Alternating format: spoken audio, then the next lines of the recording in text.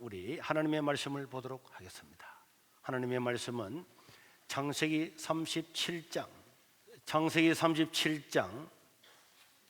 23절에서 27절까지 다 같이 읽도록 하겠습니다. 하나님의 말씀 창세기 30장 23절에서 27절.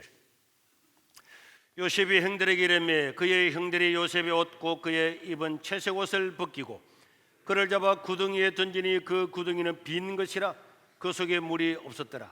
그들이 앉아 음식을 먹다가 눈을 들어본적 한 무리의 이스마엘 사람들이 길라앗에서 오는데 그 낙타들의 향품과 유황과 몰락을 싣고 애굽으로 내려가는지라. 유다가 자기 형제에게 이르되 우리가 우리 동생을 죽이고 그의 피를 덮어둔들 무엇이 유익할까? 자, 그를 이스마엘 사람들에게 팔고 그에게 우리의 손을 대지 말자. 그는 우리의 동생이요 우리의 혈육이니라 하며 그의 형제들이 청종하였더라. 아멘. 자, 아브라함의 아들 이삭의 아들 야곱. 이 야곱에게는 12명의 아들들이 있었습니다. 나중에 이스라엘 12지파를 형성하게 되었고 그 중에서 11번째 아들 요셉. 이 요셉은 어릴 때부터 꿈을 꾸어서 그 꿈을 이야기하다 보니까 배에 다른 형제들이 이 요셉을 시기해서 결국은 죽여버리려고 그랬습니다. 깊은 웅덩이에 던져서 죽이려고 하다가 저 길라앗에서 애굽으로 가는 상인들을 만나서 차라리 죽이는 것보다는 상인들한테 팔아버리자. 그래서 돈을 받고 그 동생을 팔아버리게 되었습니다. 그런데 애굽으로 종으로 팔려갔던 이 요셉은 그 팔려간 집에서 한 10몇 년 동안에 얼마나 어느도 다른 그 외국에 갔지만은 최선을 다해 삶으로 말미암아서 그 왕의 경호대장 집에서 모든 사람을 다스리고 재정과 인사를 책임지는 청지기의 장이 되고 거기서 눈명을 덮어쓰고 감옥에 갇혔지만은 그 왕실 감옥에서 거기에 갇혀있는 장관들을 상담을 해주고 하다가 결국에는 애굽 왕에게 추천을 받아서 애굽 나라의 총리가 되어서 80년 동안 총리로 있다가 이스라엘 백성들을 왕성하게 만들어서 족장 생활하던 이스라엘 백성들을 한 나라, 한 민족으로 키워서 지금의 이스라엘 나라를 만드는 데 지대한 공헌을 했던 사람이 요셉이라고 하는 사람이었는데 이 요셉의 별명은 꿈꾸는 사람이었습니다. 꿈쟁이라 그랬습니다. 그래서 요셉은 어릴 때 한 꿈을 꿨습니다. 창세기 37장 6절에서 7절에 보니까 요셉의 꿈을 꾸고 난 다음에 그 형제들에게 형님들이요 내가 오늘 꿈을 꿨는데 내 꿈꾼 소리를 한번 들어보십시오. 우리가 밭에서 곡식단을 다 묶고 있는데 내 단은 벌떡 일어났더니 형님들이 단을 묶었던 그 단들이 내 주위에 삥 둘러 서가지고는 나를 보고 막 단들이 내 단 보고 막 죄를 막 꾸벅꾸벅 하더이다. 이래 말을 했더니 형들이 화가 났습니다. 아니 엄마도 다른 배다른 이 막내 요셉이 자기가 왕이 되고 우리가 다 머리를 숙이는 사람이 된단 말이냐? 저럼 언젠가는 죽여버려야지 이런 생각을 가지고 있었는데 또 어느 날 꿈을 꾸었습니다. 37장 9절에 보니까 요셉이 다시 꿈을 꾸고 그 형들에게 말해 이르되 형님들 내 꿈을 꿨는데 내 꿈 꾼 것 한번 들어보십시오. 하늘에 해와 달은 엄마와 아빠를 가리키는데 해와 달과 11별은 형님들이죠. 형님들이 막 내보고 막 절을 막 꾸벅꾸벅 또 합디다. 뭐라고? 이제는 아버지 엄마도 너한테 절을 한다고? 그래서 이 형들은 이 꿈쟁이 요셉을 언젠가는 없애버릴 거다 이런 생각을 가지고 있었는데요. 이 꿈은 요셉에게 있어서 일생의 지대한 자기 인생에 영향을 미쳤어요. 그리고 그 꿈은 자기뿐만 아니라 그 근동의 애굽 나라와 그 주변에 있는 나라들 이스라엘 민족이 태동하는 데 어마어마한 역사를 일으키게 되었습니다. 여러분 한 사람의 꿈은 자기 자신에게 뿐만 아니라 여러 사람들 나라와 민족과 다른 사람들에게도 영향을 미치게 되는 줄로 믿으시기를 바랍니다. 그래서 우리 가운데도 꿈 있는 한 사람, 꿈꾸는 한 사람, 미래를 생각하고 꿈을 꾸는 그 한 사람은 자기 자신이 달라질 뿐만 아니라 자기의 가족과 형제와 나라와 민족을 달라지게 할 줄로 믿으시길 바랍니다. 그래서 꿈이 있는 사람과 꿈이 없는 사람의 인생은 완전하게 달라지고, 꿈이 없는 사람과 꿈이 있는 사람의 삶도 하늘과 땅처럼 결국은 다 달라지게 되었습니다. 요셉은 그 꿈을 기억하고 살았는데 나중에는 형들한테 미움을 받아서 팔리게 되었죠. 인간이라면 상상할 수 없는 그런 일을 당하고 이방 나라의 노예로 팔리게 되었습니다. 또 그 눈명을 덮어쓰고 감옥에까지 갔지만은 결국 애굽의 총리가 되어서 애굽도 살리고 자기 나라도 살리게 되었는데, 그럼에도 불구하고 요셉이 끝까지 거기서 자살하거나 빗나가거나 하지 않고 위대한 사람이 된 것은 바로 자기가 꾸었던 꿈이었습니다. 이 꿈이라고 하는 것은 이렇게 사람을 인내하게 하고 시련을 이겨내게 하고 위대한 역사를 만드는 원동력이 되는 줄로 믿으시길 바랍니다. 그럼 어떤 사람들이 이렇게 제게 물을 겁니다. 목사님, 그 요셉이라고 하는 사람은 하나님이 꿈을 꾸게 해줬잖아요. 나는 그런 꿈을 꾸기 적이 없어. 나에게도 만약 그런 꿈을 좀, 나도 꿈을 가지고 살지.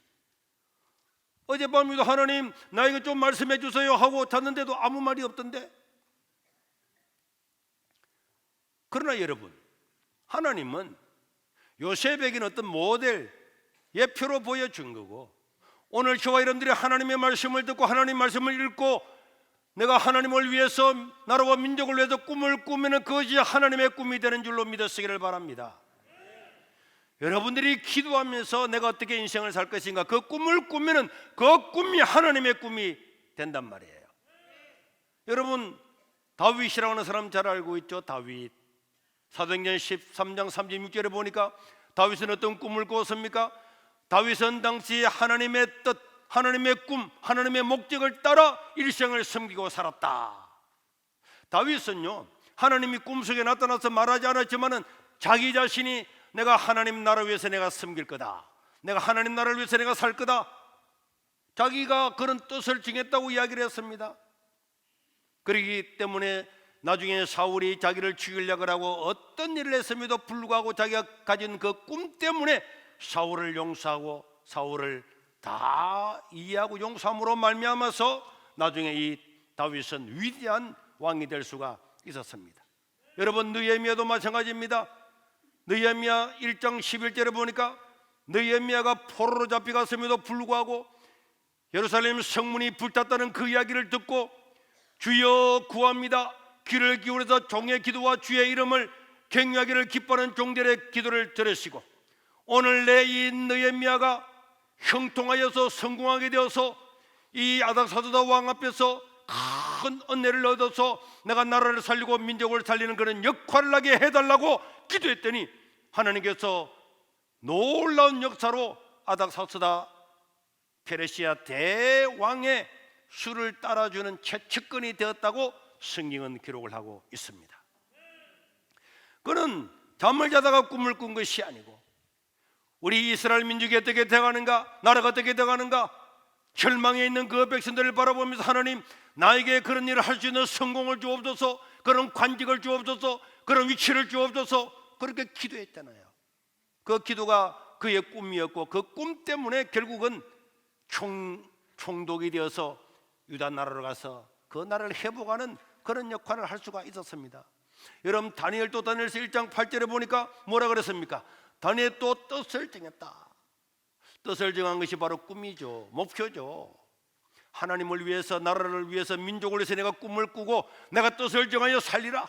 그 뜻 때문에 사자굴에 들어갔어도 죽음을 각오하고도 그 뜻 때문에 굽히지 아니하고 자기 민족을 살리게 되잖아요. 우리는 이런 일들이 수도 없이 많습니다. 사도 바울도 보십시오. 사도행전 19장 21절에 보면은 이 일이 있은 후에 바울이 마게도냐와 아가야를 거쳐서 예루살렘에 가기로 작정하여 이르되 내가 거기 갔다가 후에 내가 로마도 가서 로마의 복음을 전할 것이다. 그렇게 뜻을 정했습니다. 꿈을 정했단 말이에요. 그러고 난 다음에 이 바울은 그 자기의 꿈꾼 대로, 작정한 대로, 뜻을 정한 대로 로마에 가서 복음을 전해서 예수님을 십자가에 못 박았던 그 대로마, 세계를 다 지배던 로마를 기독교 국가로 만들어서 1000년 동안 내려오게 한 그 장본인이 바울이란 말이에요. 그러니까 사람이 꿈을 가지느냐 꿈을 가지느냐 않냐가 중요합니다. 어떤 사람들은요, 엄마가 기도했는데 그 기도를 받아들임으로 말미암아서 나라를 세운 사람들이었습니다. 사무엘상 1장 11절에 보니까 이 사무엘의 어머니 한나가 서원하 이르되 만군의 여호와여, 만일 주의 여종의 고통을 돌아보시고 나를 기억하다 주의 여종을 잊지 아니하시고 주의 여종에게 아들 하나만 주시면은 내가 그의 평생에 그를 여호와께 드리겠습니다. 이런 꿈을 생기지도 않은 그 엄마가 기도했다니까. 그러고 난 다음에 사무엘이 임신을 하고 사무엘이 태어났습니다. 나는 너를 위해서 이렇게 기도했단다, 이렇게 하나님께 소원했단다. 그 말을 사무엘이 받아들임으로 말미암아서 이 사무엘은 이스라엘 나라 사사기를 끝내고 사울과 다윗을 왕으로 세워서 완전한 국가 체계 통일 왕국을 이루는 역할을 하게 되었습니다. 하나님께 주신 꿈을 꾸든지 뜻을 정하든지 목사님이나 부모님이 말했던 그 꿈을 받아들이든지 어떻게든지 내 인생은 내가 이렇게 하면 살아볼 거다, 그렇게 결심한 사람들은 이런 놀라운 일을 이루게 된 줄로 믿으시길 바랍니다. 저도 중학교 3학년 때 예수님을 믿고 난 다음에 야, 목사가 돼야지, 그래가지고 고등학교 때는 매일 전도하러 다녔습니다. 저녁에는 책 보고 너무 책을 많이 보니까 제 어머니 책만 보면은 이놈 뭐 소나 너는 뭐 쓰는 건 안 하고 책만 보느냐. 옛날 어른들은요, 글을 잘 쓰는 거 좋아했다. 나 책 보는 거 너무 좋았어요. 책 보고 있으면은 밤 12시가 돼도 책을 보는데 계속 책을 보고 있으면 제 어머님이 저 걸어오는 소리가 들려요. 밤에 놀러 가셨다가 돌아오는 소리가 들리면은 자는 체하고. 고등학교 졸업 맡을 때 성경을 벽독했죠. 그 당시에 문학 전집을, 옛날에 전집이라고 꽉 이렇게 55권짜리 막 이런 게 있어. 고등학교 때 다 읽었어요. 여러분, 꿈을 가지고 그 꿈을 위해서 헌신하고 살아가면은 그 한 사람의 꿈이 그것뿐만 아니라 나라와 민족과 교회를 살리게 되는 줄로 믿으시기를 바랍니다. 꿈은요, 사람을 위대하게 만드는 겁니다. 여러분, 우리 그 제도의 김영삼 중학교 때 나는 대통령이 되리라 그걸 막 붙여놓고 그래가지고 기도하고 하면서 그가 대통령이 됐잖아요. 김대중 보세요. 떨어지도 또 나가고 떨어지도 또 나가고 또 나가고 나중에는 사람들이요, 저 사람은 대통령 병에 걸렸다 그랬어요. 그럼에도 불구하고 자기가 꿈은 꿈을 펼치기 위해서 결국은 대통령이 되었잖아요. 여러분, 노무현 아시죠? 노무현은 바로 이 지역이 자기의 지역구였습니다. 노무현입니다라고는 그 영화에 보면 우리 교회도 나와요. 선거를 앞두고 우리 교회에 왔습니다. 그래서 내가 불러냈어요. 나오시라고. 그래가지고 율동을 했어요. 찬양이 언제나 넘치면 막 이러는데 나 잘 몰라요. 따라해봐요. 그거 따라 그랬다니까. 그리고 그분이요, 국회의원 나와서 떨어졌어요. 원래는 종로에 우리나라 정치 1분가 종로에서 국회의원이 되었는데 그 국회의원을 갖다가 그만두고 여기 내려간 거예요. 민주당으로. 그럼 여기서 되겠습니까? 안 되잖아요. 그 사람은 장관도 했습니다. 그래서 여기 내려왔어요. 왜? 자기의 꿈은 장관이나 국회의원 되는 게 그게 꿈이 아니고 대통령 되는 게 꿈이었기 때문에 동서화합이라고 하는 그런 명분을 붙여서 여기 나온 거예요. 그래서 한 번 떨어지고 두 번 떨어지는 것이 자기의 바로 경력이 되는 거예요. 그래서 다 그날 떨어졌습니다. 떨어지고 난 다음에 그게 참석했던 우리 교인 한 분이 있었는데 그분이 회단식을 하면서 여러분 오늘 떨어졌지만 염려하지 마십시오 하면서 거기 있던 수고했던 사람들한테 봉투를 하나 다 주었습니다. 돈은 많이 드는 건 아니고 그 당시에 10,000원, 20,000원 들었는데 그 봉투를 주는데 그 봉투에 뭐라고 적어놨냐? 대통령 노무현. 이래가 봉투를 줬다는 거예요. 그러니까 그 사람의 꿈은요, 국회의원이 아니었어요. 부산시장이 아니었어요. 그 사람의 꿈은 대통령이야. 대통령으로 가기 위한 그 단계로 나는 민주당이지만은 경남에서 나와서 내가 시장도 하고 하면 할 거다 이렇게 나온 겁니다. 그래서 자기 원칙을 지켜서 대통령 됐잖아요. 꿈이라고 하는 것은 이렇게 사람을 놀랍게 다르게 하고 변화시키는 줄로 믿으시길 바랍니다. 그런데 왜 사람이 꿈을 꾸다가 꿈 없는 사람이 어디 있습니까? 왜 꿈을 꾸다가 왜 꿈을 포기합니까? 모든 꿈은 시련을 먹고 자라고 꿈에는 반드시 시련과 눈물이 따라오는데 사람들은 꿈을 꾸고 살아가다가 시련과 눈물이 오고 고통이 오면 그 꿈을 포기해버립니다. 이제 안 되는구나 절망하고 낙심하고 상실해버리기 때문에 그 꿈은 날아가는 거지, 시련과 고통과 눈물과 그런 사망이 엄청난 꼴짜기가 오더라도 그 꿈을 향해서 나가는 사람은 그 꿈을 성취하게 될 줄로 믿습니다. 모든 꿈에는 예외 없이 시련이 따라옵니다. 요셉에게 위대한 꿈이 있었지만은 그 요셉을 미워하는 형제들이 요셉을 잡아 죽여서 애굽으로 팔아버렸잖아요. 요셉은 한순간에 아버지의 사랑받는 페네의 사랑을 받는 그 아들에서 말도 통하지 않는 이집트 나라의 노예가 되었습니다. 그 상실과 절망은 말로 따를 수가 없어요. 그들 시편 105편 17절에 이렇게 기록을 했습니다. 우리 하나님께서 한 사람을 앞서 보내셨는데 바로 요셉이었고 요셉이 종으로 팔렸도다.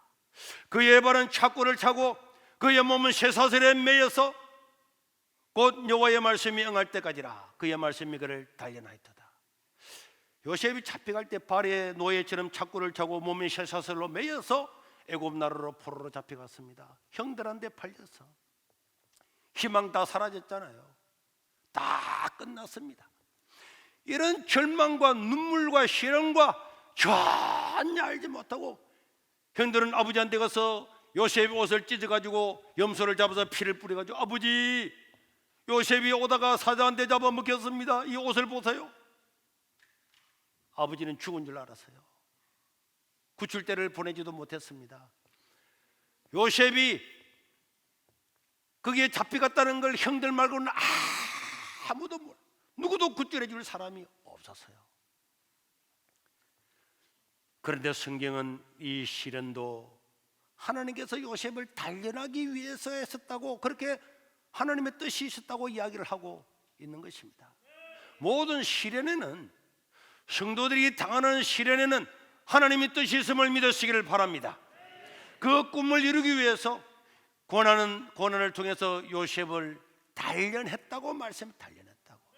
그래서 우리는 이 고난과 시련과 역경과 눈물은 내 인생을 단련하는 겁니다. 불순물이 많은 나를 용광로에 확 집어넣어서 불순물을 태워버려서 정금같이 나와서 건물도 짓고 뭐도 따는데 철강으로 사용되는 것처럼 우리에게 다가오는 시련과 고난과 고통은 다 우리의 인생에 필요한 정금같이 만드는 위대한 일인 줄로 믿으시기를 바랍니다. 그럼에도 불구하고 사람들의 시련과 고난과 역경이 오면은 절망하고 낙심하고 상실하고 자기 인생을 포기해버리고 그러기 때문에 하나님의 뜻을 이루지를 못하는 것입니다. 야고보서 1장 2절의 사절에 보니까 야고보 선생님은 뭐라 그랬습니까? 내 형제들아, 너희에게 여러 가지 시험을 당하는 일이 오거든 온전히 절망하고 낙심하고 하는 것이 아니라 오히려 어떻게 하라고? 기뻐해라. 왜냐? 그 이유는 너희 믿음의 시련이 인내를 만들어내고 그리고 인내를 온전히 이루라. 그럼 너희가 온전하고 구비하여 조금도 부족함이 없는 사람이 되게 할 것이다. 그래서 사람은요 시련을 통해서 다 인내를 배우는 거야. 여러분 삼국지에 나오는 초안지에 나오는 한신이 있잖아요. 모든 걸 다 잃어버리고 동네 깡패들한테 내 이름이 들키 나가 그럼 살려주지. 그런 것도 시련을 다 이겨야만이 다음에 이놈 저놈 온갖 일이 있어도 거기서 굳건하게 자기 인생을 계획을 하고 절망하지 않고 오히려 더 다 역전시킬 수가 있는 거죠.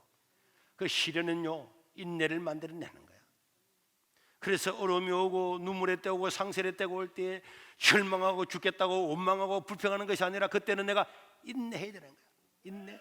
이때를 내가 인내를 잘하고 그렇게 되면 이 인내가 나를 온전하고 모든 걸 구비하여서 부족함이 없는 사람으로 만드는 줄로 믿습니다.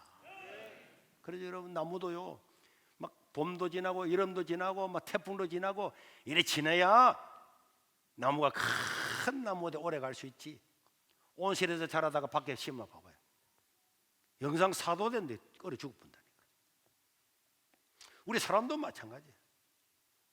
우리 어린아이들을 키울 때도, 우리 자녀를 키울 때도 마찬가지고, 원하는 대로 다 해주고 다 해주고 다 해주고 다 해줘가지고 50대고 60대도 논팽이들이 얼마나 많다고. 자기가 그 시련이 되고 어려움에 대해 다 나오도록 해야지. 우리 손영광이도 바른청년연합 한다고 해가지고 막 뭐 사무실 2개 돼서 인테리어 하는데 돈이 없다고, 아빠 돈 좀 없어요. 네가 해라. 네가 해라. 내가 이 세계로교회 교회 진다고 누구한테 가서 우리 돈 좀 주세요. 돈 좀, 내가 한 번도 그러냐. 5번 본당을 지었지만 한 번도 돈 좀 빌려줘, 돈 좀 주세요, 이걸 안 했다니까. 우리는 우리가 해야지. 우리 성도가 해야지. 우리가 기도하고 우리가 힘내고 우리가 땅도 내고 집도 내고 밭도 팔고 우리 힘으로 해야지. 하나님 도움을 힘입고, 그리고 하나님 은혜와 복을 주신 겁니다. 이 스스로 재정 문제 때문에도 고생을 하고, 이 문제 때문에 고생하고, 인간관계 때문에 고생, 다 그런 시련을 겪어야만이, 그때야만이 사람도 알고 세상도 알고 또 기도함으로 하나님의 은혜와 능력도 만나게 되는 거예요. 여러분, 괴테는 합보다는 사람의 노래라고 하는 곳에서 이런 시를 지었죠. 눈물과 함께 빵을 먹어보지 못한 사람, 근심에 쌓인 수많은 밤을 잠자리에서 일어나 앉아 울며 지새본 적이 없는 사람, 그 사람은 천국의 힘을 알지 못한다. 이걸 우리가 쉽게 말해서 눈물 젖은 빵을 먹어보지 못한 사람 인생을 알지 못한다, 이렇게 우리가 이야기하고 있잖아요. 이것은요, 그 때는 성경을 많이 봤죠. 시편 102편 9절을 사실 인용한 겁니다. 나는 죄를 양식같이 먹으며 나는 눈물 섞인 물을 마신나이다. 이 시편을 기록한 사람은요, 자기의 양식을 죄로 삼으다. 죄 불 떼고 난 다음에 그 죄 먹으면 사람 죽습니다. 그게 양잿물, 물에 타면 양잿물입니다. 사람 옛날에 자살하려고 양잿물 이런 거 이야기해 주면 안 되는데, 이거 양잿물 먹으면 죽잖아요. 얼마나 사람이 어렵고 고난과 절망이 왔든지 양잿물을 양식으로 삼고 눈물을 자기의 음식으로 삼았다 그랬잖아요. 이런 역경과 시련이 올 때에 이런 사람들마다 다 죽고 싶은, 마지막까지 단 하나의 희망도 없어서 사람이 왜 자살합니까? 희망이 하나도 없기 때문에 자살하는 겁니다. 그런데 하나도 희망이 없을 그 정도로 밑으로 내려가는 이런 시련에서 견디고 인내해야만이 하나님 아버지 앞에 서는 사람이 되는 줄로 믿으시길 바랍니다. 이게 우리 성경에서 말씀하고 있는 것입니다. 그러면 사람들은 이야기합니다. 목사님, 그럼 뭐 고난의 때는 뭐 참고 견디고만 있어야 됩니까? 참고 견디고만 그렇게만 있으면 됩니까? 고난의 때는 인내해야 되지만은, 인내는 참 중요하죠. 그게 첫째는 인내해야 됩니다. 왜? 하나님께서 요셉을 단련하고도 했다고 그랬잖아요. 다 인내를 해야 돼요. 우리나라에 이거 등산하고 저 야외에서 텐트 치고 사는 이런 사람들이 요새 많은데요, 도끼 하나, 칼 하나도 우리나라 칼 몇 번 쓰면 다 이빨 다 나갑니다. 근데 여러분, 독일이나 전에 가져온 칼은 강해요. 왜 강한 줄 아십니까? 그리고 중국산은요, 한번 치면 이빨 다 나가버려요. 왜? 그냥 철을 녹여서 바로 칼을 만드는 거예요. 그런데 고가의 장비, 이런 장비는 우리나라에서 많이 사용을 안 하기 때문에 만들 수가 없어요. 타산에 안 나오기 때문에 수입을 하는데요. 그런데 이런 외국계 회사들은요, 이 당금질을 매번 하는 거예요. 또 한 번 열을 다해가지고 또 치고 또 열을 가고 또 치고 또 10번, 15번 이래서 다 한다는 거예요. 이렇게 우리가 시련 때는 인내를 해야 되고, 이 인내 때를 다 위대한 사람들 좀 통과를 해야, 그래서 단련되어 있었기 때문에 나중에 요셉은 그 파라오 왕 앞에 섰을 때도 교만하지도 않고, 왕 앞에 죄수로서 왕 앞에 그러나 섰다고 해서 기죽지도 않았습니다. 사람들은요, 교만해서 망하고 기죽어서 아무 일도 못해요. 그는 왕 앞에 섰을 때, 왕이여, 왕이 꾼 꿈은 하나님이 주신 꿈입니다. 그 꿈을 해석을 딱 하잖아요. 당당하잖아요. 그럼 우리가 어떻게 해야 나라가 살 건가? 7년 동안에 풍년이 오고 7년 동안 흉년이 올 건데 풍년이 왔을 때 그것을 다 모아서 각 지역마다 창고를 만들고, 그러고 난 다음에 흉년 때는 공짜로 주면 안 됩니다. 돈을 주고 팔아야 됩니다. 그런데 우리나라 어떤 후보는 공짜로 다 준다 그러잖아. 공짜로 주면 좋을 것 같죠? 나라 망합니다. 교만해서 망하고 기죽어서 망하고 다 망하잖아요.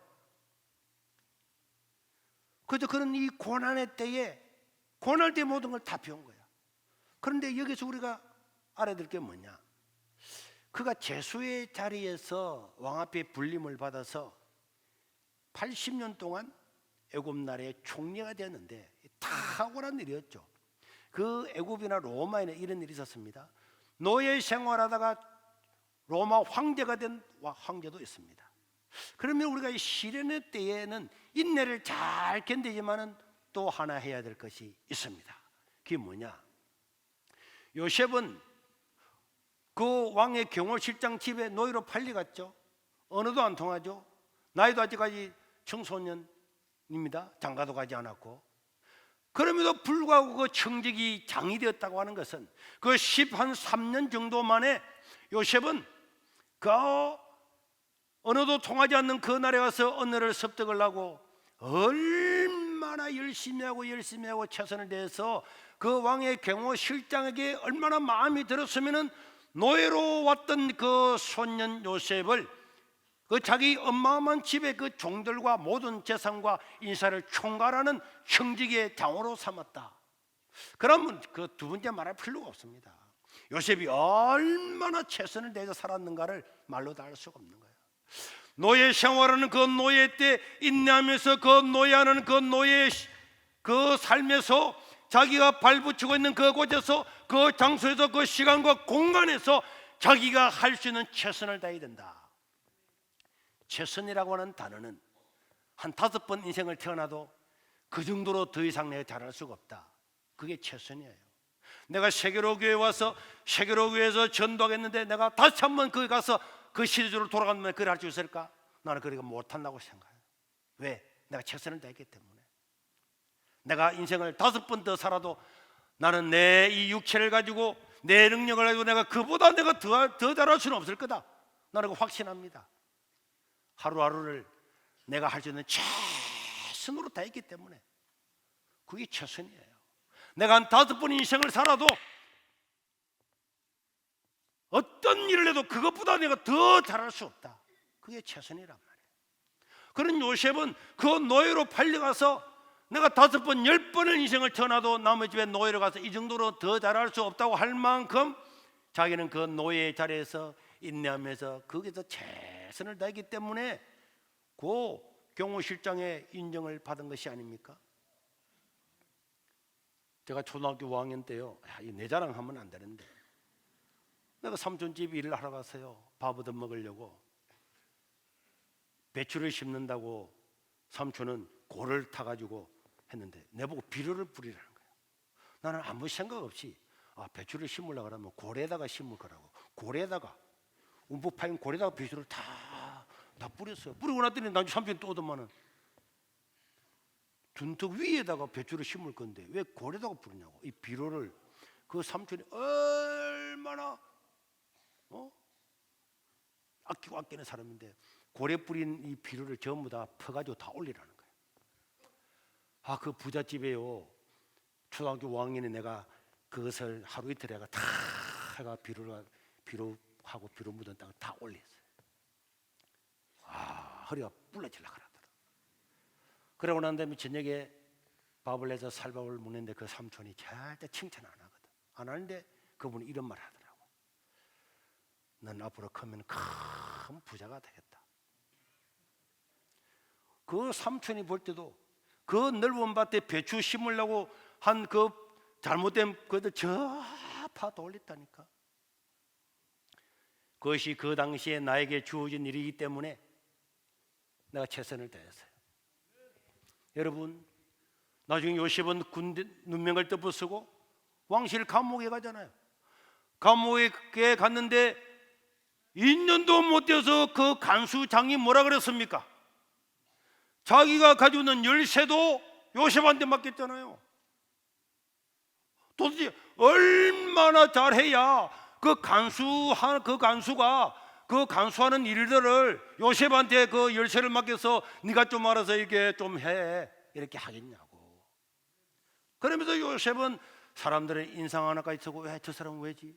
어느 날 어떤 사람이 막 인상을 팍 쓰고 있는데 가서 물었습니다. 아니 인상은 왜 씁니까? 무슨 근심이 있습니까? 사실은 내가 꿈을 꿨는데 그 꿈을 해석을 딱 해주는 거예요. 그래서 그 꿈 해석 때문에 나중에 사실은 바로 왕 앞에 서게 되잖아요. 자기가 맡은 것, 시련과 눈물과 죄를 묻고 눈물로 양식을 삼는 그 시련의 때에 자기가 지금 할 수 있는 일이 아무것도 없는 것처럼 보이지만은 내가 지금 하고 있는 이 일을 최선을 다해서 일을 해나가면은 그걸 발판으로 삼아서 하나님은 그 사람을 위대하게 쓰시는 줄로 믿으시길 바랍니다. 오늘 우리가 서 있는 자리, 이 자리가 너무 시시하고 너무 작고 남들이 보면 아주 아무것도 아닌 것처럼 보이는 그런 자리라고 할지라도, 노예의 자리라고 할지라도, 감옥에 갇힌 자리라고 할지라도 그 자리에서 당신이 일어서지 못하면은 당신은 그 꿈을 이룰 수가 없는 것입니다. 나도 군대 가서요, 내가 군대 왔는데 사람들은 군대 가면 다 역 같은 군대 와가지고 여신 안 먹고 나 엿도 없고 말이야. 이래가지고 뭐 군대 어쩌다가 짱박해 가지고 이 군대 생활만 끝내면 되지. 그래서 군대는요, 내 인생에서 없어야 될 시간, 잃어버린 시간, 내가 완전히 없어도 되는 시간. 그런데 이 군대는요, 내 인생에서 가장 젊을 때 가장 위대한 일을 이루시는 기회라니까. 나는 군대 갔을 때 특공대에 그냥 끌려갔잖아. 내가 가고도 아는데 원수도 안 냈는데 특수부대 나를 불러가지고 나를 국가에서 서겠다는 거야. 그 내가 갔지. 그럼 뭐 군장구 뭐 레벨 타는 거, 낙하산 뛰어내리는 거 이런 거는 내가 그럴 때마다 막 훈련 받을 때마다 어떻게 하든 빠지려고 하라고. 우리 그 필리핀 친구는 나가가지고 자, 내 팔 좀 불러달라 해가지고 막 팔을 빡 쥐는데 팔은 안 불러주고 이렇게 부어가지고 죽을 뻔했잖아. 어떻게 하든지 한번 다치가지고 훈련 안 가려고 그랬는데 나는 생각을 바꾸었어요. 내가 이 자리에 있는 이 자리가 하나님 주신 자리다. 사회 나가면 내가 어디서 나가준다고, 어디서 랩별다고, 어디서 전투 수영하고, 어디서 군장구하고, 어디서 이런 걸 하겠냐? 그래가지고 열심히 하고 최선을 하고 남들이 전부 나를 바보라 그래서 야 군대 니 막 군대 박을 것도 아닌데 뭐 하려고 군대 그래 충성을 다해. 그러나 그 군대에서 내가 최선을 다하니까 우리 소대 100% 전투 다 했죠. 하나님께서 얼마나 수많은 간증들을 주었잖아요. 그런 게 없어서는 내 인생이 이렇게 될 수가 있겠습니까? 세계로 교회에 있을 수 있겠습니까? 남들이 볼 때는 시시하고 없어야 될 인생처럼 보일 때 그 인생에서 내가 최선을 다해야만이 하나님께서 그 사람을 쓰는 줄로 믿으시길 바랍니다. 그러니까 내가 있는 자리 뭐 지금 절망과 눈물과 고통과 남들이 손가락질하는데 그런데 전혀 연연할 필요가 없는 것입니다. 우리는 코로나 전국을 거치면서 우리 한국 교회가 이렇게 무력하게 무너질 줄은 몰랐잖아요. 이렇게 자유주의 신학자들이 많고 이렇게 자유주의 인본주의 목사들이 많은 줄을 몰랐잖아요. 수만 명 모이는 교회지만은 성경대로 하나님 말씀을 암기고 살아가는 교회가 많다는 걸 우리는 보았습니다. 특별히 젊은 목사들의 사상들이 완전히 작용화되어서 저런 자유주의 신학, 인본주의 신학을 그대로 받아들이고, 그래서 이 나라는 이 코로나나 이런 게 사실 없었으면은 어디로 가는지도 모르고 가다가 망해서 끝났을 것입니다. 그래도 이 문재인 정권에서 좌파가 무엇인지를 드러내게 되고 교회가 무엇인지를 드러내는 기회는 아주 우리 문재인 대통령이 잘했다고 생각해요. 그 중에서 1등 공신은 조국이고 2번은 추미애고 3번은 박범계고 4번은 윤미향이고, 이런 분들이 없었으면 우리가 몰랐잖아요. 나라가 어디로 흘러가는 것을 모르고 잘하네 가다가 다 망했을 겁니다. 교회도 마찬가지였죠. 그런데 이제 우리는 새로운 꿈을 하나님께서 주셨잖아요. 헛무너져가는 교회를 세우고 젊은 목사님들부터 훈련을 세워서 공부를 시켜서 다시 한번 일어나야 되겠다. 여러분, 사사기 길을 끝내고 사무엘이 자, 우리 길갈에서 나라를 새롭게 하자.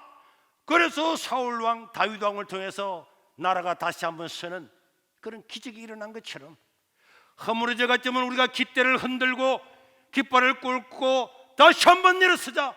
하나님께서 원하시면 이런 이루어지게 될 줄로 믿습니다.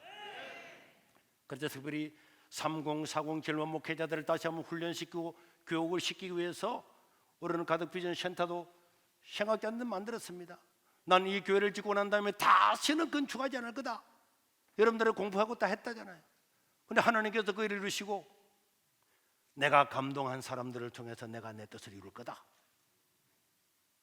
그렇기 때문에 하나님께서 감동한 사람들을 통해서 일을 이룹니다. 지난주 토요일 날도요, 어제 말고 그 지난주 토요일 날 오후에 우리 정대주 목사님이 할머니 한 분을 모시고 왔더라고요.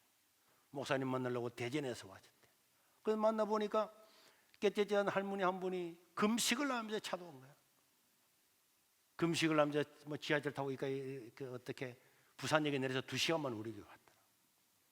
어떻게 금식하는 중에 오셨습니까? 했더니 목사님 그 교회 사는 그 꿈을 위해서 내가 1,000만 원을 모았는데 이걸 전달하려고 왔더라. 아니 이걸 가지고 왜 오셨어요? 그냥 이야기하면 전화만 해야 되는데 꼭 와서 교회 안 보고 기도 한 받고 가려고. 그래서 기도 받고 3분 만에 다시 돌아왔어요. 그 어제래 월요일 날 어떤 분이 전화가 왔더라. 저도 그 꿈에 헌신하고 싶습니다. 자기가 어린이집 교사를 하면서 10년 동안 적금을 들였는데 그걸 찾아서 2,000만 원을 드리고 싶습니다. 그렇게 입금했더라. 이게 하나님의 꿈이 아니면요 이루어질 수 없는 일이야. 저거 교회도 아니고 남모교회를 위해서.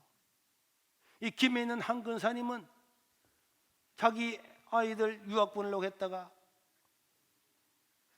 유학도 가지 못하고 해서 그 모아놨던 7,000만 원이 넘는 돈을 여기에 헌금을 했어요. 내가 새벽마다 그 명단을 쭉 펴놓고 내가 기도를 합니다. 하나님의 꿈은 하나님이 이루시는 거예요. 하나님이 감동한 사람들을 통해서 이루시는 줄로 믿으시길 바랍니다.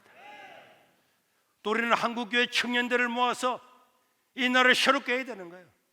어디에 좋은 회사 갈까, 얼마나 돈 벌까, 어떻게 살아갈까, 집 사고 자동차 사고 살아갈까, 이런 사람들이 대부분 이때에 나라와 민족을 위해서 교회를 위해서 공부하고 헌신하고 이런 사람이 꿈을 꾸고 정치도 나가고 경제도 나가면은 5년 10년이 지나면은 이 땅은 변화될 줄로 믿습니다.